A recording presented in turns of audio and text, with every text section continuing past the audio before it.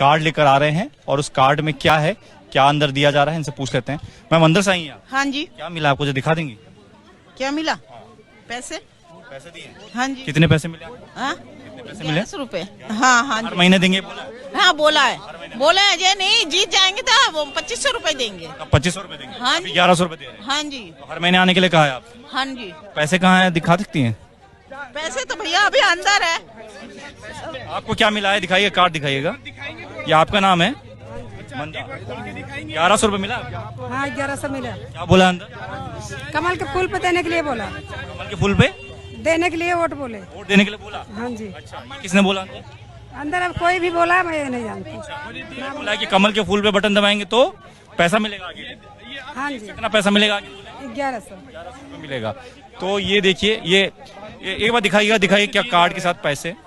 ये तस्वीर आप देख रहे हैं, लिफाफा है। कितना पैसा है? 1100। क्या बोला है अंदर? वोट डालने के लिए बोला है? वोट डालने के लिए किस पे वोट डालने के लिए बोला है?